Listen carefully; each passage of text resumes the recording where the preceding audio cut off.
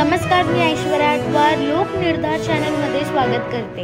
मुंबईकरांसाठी आनंदाची बातमी आहे। मुंबईला पाणी पुरवठा करणारा तुलसी तलाव मुसळधार पावसामुळे भरले आहे।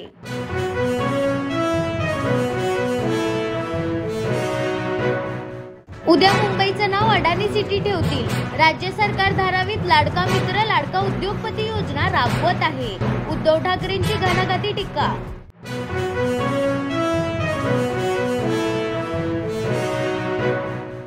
मुंबईत दुर्घटना घडली आहे। मुंबईतील ग्रँड रोड रेल्वे स्थानक समोरील इमारतीचा काही भाग कोसळला असून एका महिलेचा मृत्यू तर 3 जण जखमी झाले आहे, अशी बातमी समोर येत आहे।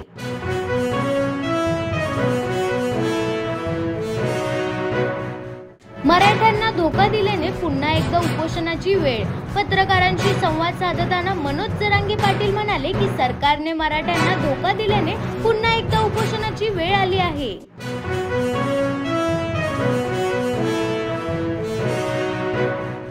नागपूर शहर आणि जिल्ह्यात मुसळधार पावसामुळे जनजीवन विस्कळीत झाले आहे।